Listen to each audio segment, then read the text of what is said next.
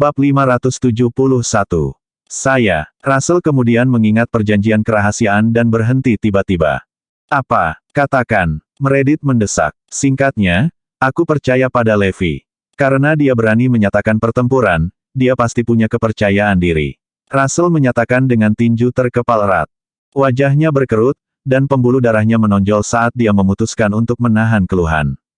Aku harus bertahan. Saya harus. Beberapa hari kemudian, semua orang akan mengetahui apa yang sedang terjadi. Hah, naif sekali. Meredith mendengus. Russell, kami sangat kecewa padamu. Saat semua orang menatapnya dengan ekspresi sedih, dia tidak bisa menahan perasaan kesal tentang hal itu. Cepat atau lambat, kamu akan tahu yang sebenarnya. Russell menggigit bibirnya dengan keras. Segera, itu 3 hari kemudian. Di klub bergerigi, lebih dari 2 lusin pasukan dikumpulkan. Yang terkuat dari mereka adalah keluarga Cayman, keluarga Herman, dan keluarga Oliver. Ketiganya, ditambah keluarga Lopez, adalah raksasa di South City. Keluarga Lopez tidak terlibat dalam pertempuran karena mereka masih belum pulih dari kekalahan sebelumnya. Oleh karena itu, ketiga keluarga ini menjadi tak kenal takut di South City. Mereka merampok kemanapun dan apapun mereka pergi. Bagaimanapun, orang-orang yang menahan mereka sebelumnya telah jatuh. Selain 3 keluarga, ada 7 atau 8 klan besar. Tentu saja, ada juga beberapa nama besar dari dunia bawah. Selain Scott Yates dan Sebastian Lopez, Grandmaster mengendalikan dunia bawah South City. Setelah menjadi pengikut Scott, ia kemudian membentuk klannya sendiri dan menumbuhkan klannya secara rahasia selama bertahun-tahun. Banyak ahli berada di bawah pengikutnya, dan dia tak terkalahkan di South City. Setelah Scott dan Sebastian jatuh, dia melangkah maju dan mengambil alih segalanya.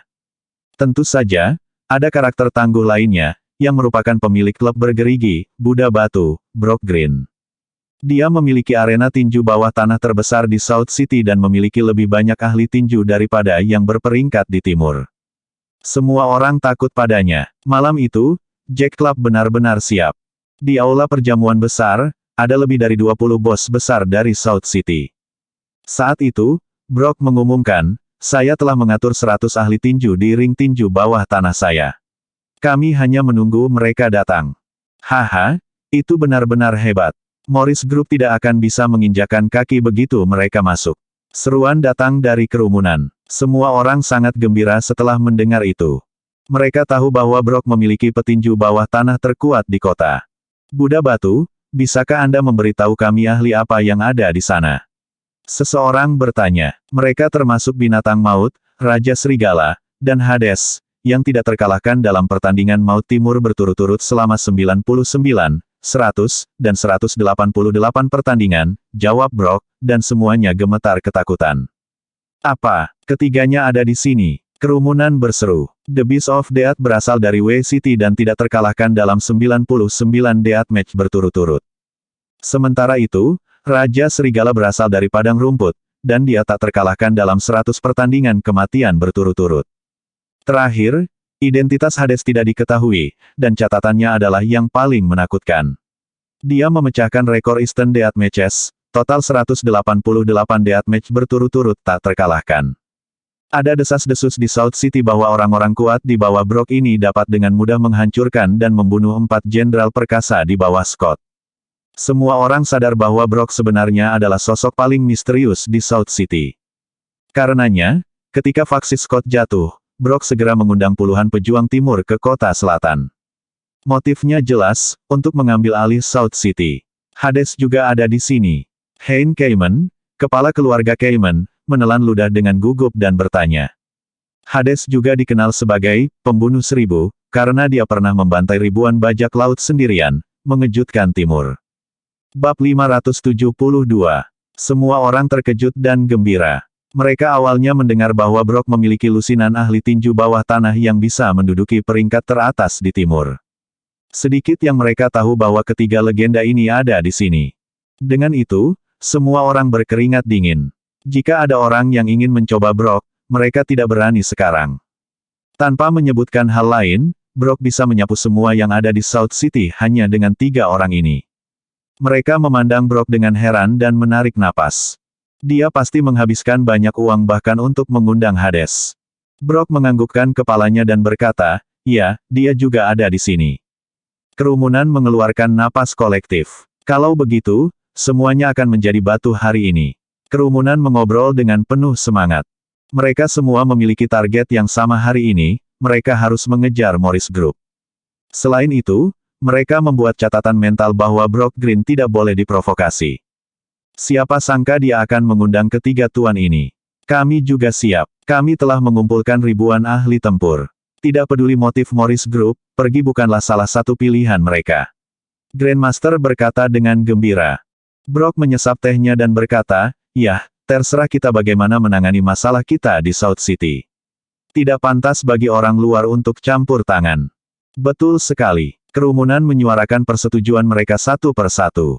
Grandmaster tersenyum dan bertanya, Buddha Batu, saya sangat ingin tahu. Apa latar belakang Hades? Ya, kami semua sangat ingin tahu. Mungkin Anda bisa mencerahkan kami.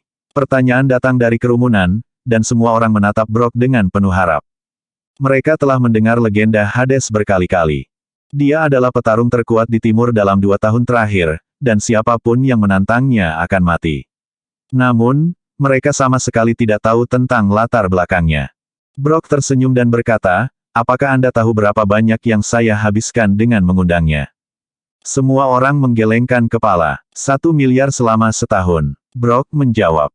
Semua orang menarik napas dalam-dalam. Bos besar seperti mereka biasanya akan mempekerjakan beberapa ahli tempur untuk menjadi pengawal mereka, jadi mereka memiliki ide bagus tentang harga pasar.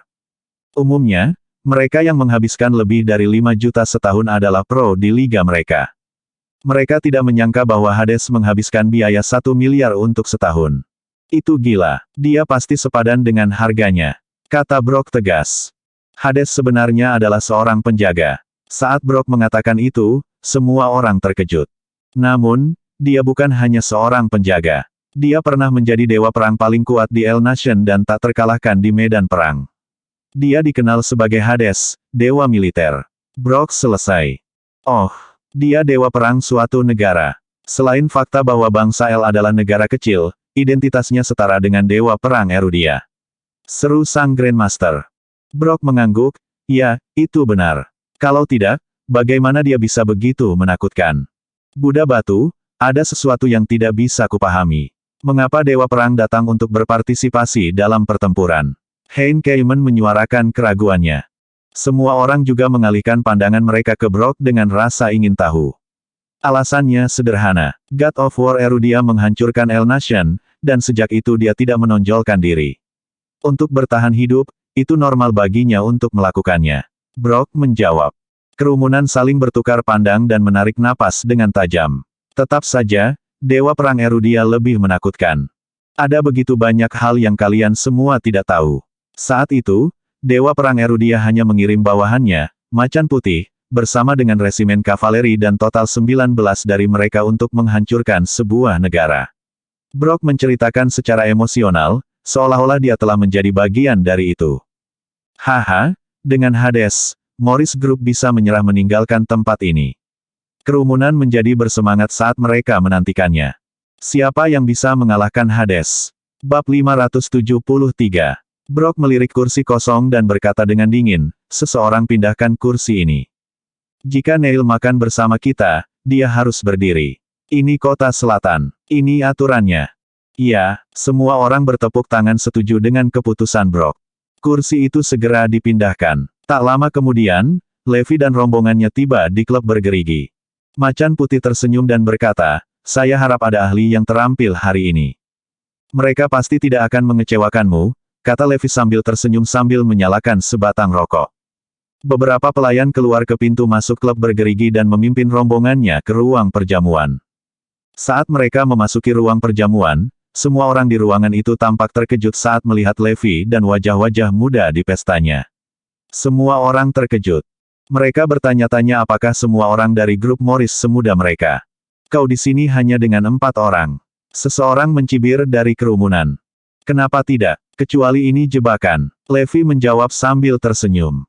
Itu jebakan. Siapapun yang otaknya bekerja tahu itu. Apakah itu Neil Rhodes? Hein bertanya sambil mencibir. Kirin menjawab sambil menyeringai, ini aku. Tapi yang bertanggung jawab hari ini adalah bosku, bukan aku. Dia selesai dan menatap Levi. Semua orang terkejut lagi. Mereka mengharapkan orang kedua, Neil, datang hari itu, tetapi mereka tidak pernah menyangka bahwa bos misterius Morris Group akan datang sendiri. Semua orang di South City tahu bahwa bos Morris Group itu misterius dan kuat, dan bahkan Scott Yates dan Triple Group telah menderita kerugian di tangannya. Karena kekuatan misterius yang dia miliki di belakang Hampton Utara sekarang menjadi tempat terlarang, dan tidak ada yang berani mengingini daerah itu. Hampir semua orang di Erudia berspekulasi tentang identitas bos di belakang Morris Group. Tidak ada yang menyangka dia akan datang hari itu.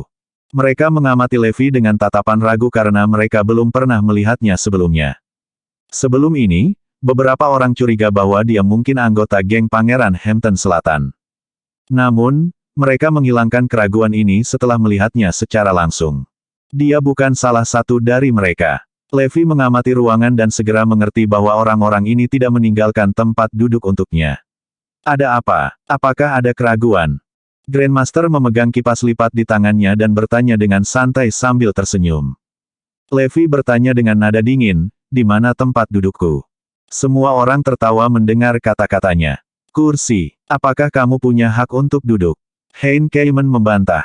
Grandmaster tertawa dan menambahkan, tidak, Anda harus mengatakan, apakah Anda ingin mempertaruhkan hidup Anda dengan duduk? Brock menyatakan, di South City, Anda hanya pantas untuk berdiri. Levi mengisap rokoknya, lalu tersenyum dan berkata, tapi aku bersikeras duduk hari ini.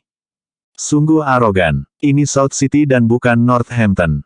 Kata-katamu tidak berarti, jadi tahan saja. Di sebelah Levi, Draco Herman, salah satu anggota keluarga Herman, berkata dengan marah.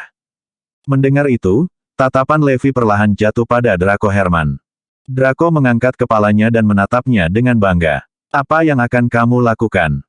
Luruskan. Draco dikirim terbang dengan tendangan oleh Azure Dragon dalam sekejap. Semua orang tercengang. Kirin kemudian memindahkan kursi Draco ke belakang Levi, dan Levi mengambil tempat duduk.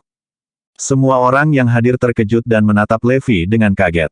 Mereka tidak menyangka bahwa Levi akan bergerak begitu mudah dengan cara yang begitu agresif dan mendominasi.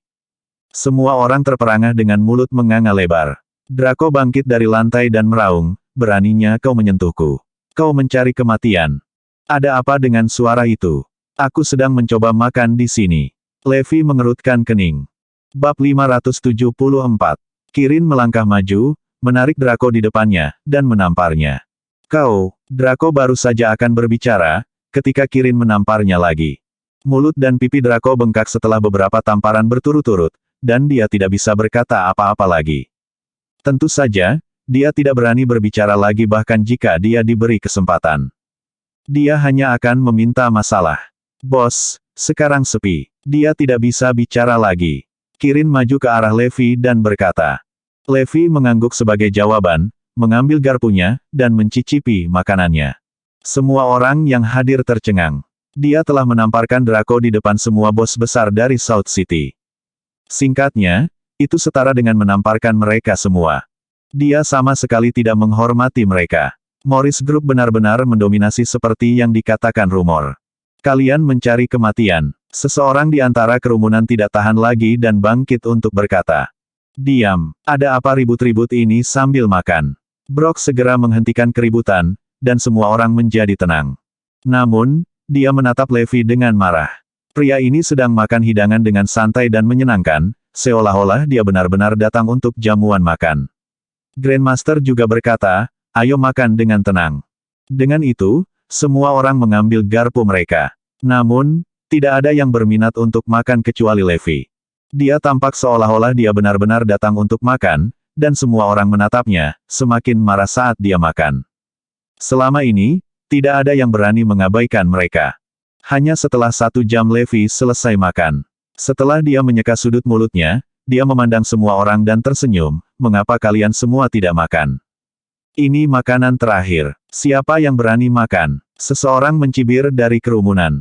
Dia menyiratkan nasib Levi. Brock tersenyum dan berkata, undanganmu tidak sesederhana mengundang kami makan, kan? Levi menjelaskan secara langsung, oke, kalau begitu saya akan menjelaskan mengapa saya datang ke South City. Tujuan saya jelas. Saya ingin memadamkan kerusuhan. Anda semua ada di daftar saya, jadi dengarkan. Jika itu bukan wilayah Anda, jangan rebut itu. Jika itu bukan uangmu, jangan ambil. Semua orang menarik napas dengan tajam. Bagaimana mendominasi? Dia datang untuk memadamkan kerusuhan di South City. Tidak ada yang memiliki hak ini di seluruh Erudia. Selain itu, dia meminta kami untuk mendengarkan. Hah, dia delusi. Kalian terlalu banyak. Hein tidak bisa menahan diri untuk tidak membanting meja. Sementara itu, yang lain memelototi Levi dengan marah. Beraninya dia datang ke wilayah kita dan menjadi dominan ini. Dia meminta kematian. Brock juga membanting meja dan mengangkat kepalanya untuk melihat Levi. Beraninya kau berbicara dengan nada seperti itu. Dan kau ingin kami semua mendengarkanmu. Levi mengangguk dan berkata, iya. Kamu tidak punya pilihan. Setelah mendengar itu, Brock tertawa, dan semua orang ikut tertawa. Apakah dia sudah gila, mengatakan hal seperti itu di depan semua bos besar dari South City? Grandmaster melepaskan kipas lipatnya dengan gerakan cepat dan berkata sambil tersenyum, apa kartu asmu? Bagaimana kamu begitu yakin bahwa kami akan mendengarkanmu? Levi tersenyum, dan di belakangnya, ketiga anak buahnya juga tersenyum. Segera, semua orang mengerti. Tiga pria di belakangnya adalah kartu asnya. Betapa arogannya dia, berani datang dan menuntut hanya dengan tiga pria. Tepat ketika semua orang dalam keadaan shock, Macan Putih berkata, maaf, tapi tiga orang banyak. Saya bisa menghadapi semua orang sendirian. Selain kaget, semua orang tercengang. Tiga orang banyak. Aku bisa menghadapi semua orang sendirian. Ini adalah kegilaan. Orang ini sama delusinya dengan bosnya. Levi menambahkan, itu benar. Temanku di sini sudah cukup untuk berurusan denganmu manusia biasa. Bab 575. Bahkan Brock Green, yang memiliki julukan Buddha Batu, merasa bahwa mereka berlebihan dengan intimidasi mereka. Saya menyadari semua tindakan Anda akhir-akhir ini. Banyak orang yang tidak bersalah telah terlibat, dan banyak orang telah meninggal karena Anda semua. Apakah Anda semua menikmati kehidupan yang dibangun di atas kesengsaraan mereka? Levi berbalik untuk menanyai mereka. Namun, dia tidak mendapat reaksi apapun dari mereka sama sekali. Mungkin, lebih tepat untuk mengatakan bahwa mereka semua mati rasa terhadap kematian orang-orang yang tidak bersalah. Karena itu, kata-katanya tidak bisa memicu mereka sama sekali. Selain itu, selama periode waktu itu, mereka merebut wilayah di kota selatan, dan akibatnya, ada banyak korban. Banyak orang kehilangan pekerjaan dan rumah. Namun, bos besar ini acuh tak acuh terhadap kesulitan mereka. Apakah itu ada hubungannya denganmu? Selain itu, jadi bagaimana jika orang mati? Jadi bagaimana jika orang terluka? Sibuk apaan? Jika kamu berani menghentikan apa yang kami lakukan, maka bersiaplah untuk menghadapi murka kami. Semua orang sama sekali tidak tergerak dan mengejek Levi. Mereka tercengang bahwa dia bahkan membawa masalah seperti itu kepada mereka. Inilah alasan aku datang hari ini. Kalian tidak akan menyebabkan kekacauan di kota selatan lagi. Titik, kata Levi keras. Kalau begitu, kamu harus menunjukkan kepada kami kemampuanmu yang sebenarnya. Brock berseru dan menghancurkan cangkirnya ke tanah. Dalam sekejap, keenam pintu aula perjamuan terbuka secara bersamaan, dan sekelompok besar orang masuk dari luar. Mereka semua dipersenjatai dengan senjata dan semuanya ahli yang terampil. Setidaknya 300 orang memenuhi ruang perjamuan yang awalnya luas dengan kapasitas maksimum. Tidak hanya itu, koridor di luar juga dipenuhi orang. Ribuan pejuang telah mengepung tempat ini. Mereka semua hanya menunggu satu perintah, dan mereka akan memotong Levi menjadi beberapa bagian. Bos besar dari South City tersenyum dan menegakkan punggung mereka dengan kesombongan yang baru ditemukan. Mereka telah mengungkapkan kartu truf mereka sekarang dan percaya bahwa Levi tidak bisa lagi tetap arogan. Sekarang, apa lagi yang ingin kamu katakan? Hein bertanya dengan penuh kemenangan.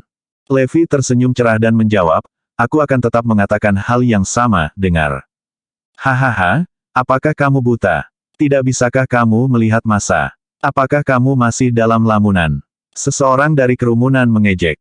Grandmaster menunjukkan sedikit tetapi penghinaan ketika dia berkata, anak muda, tidak apa-apa untuk menjadi sedikit sombong. Sekarang kami akan memberimu kesempatan. Selama kamu berlutut dan bersujud 3 kali, kami akan mempertimbangkan untuk melepaskanmu. Di mata Grandmaster, Levi tidak punya kesempatan untuk melarikan diri.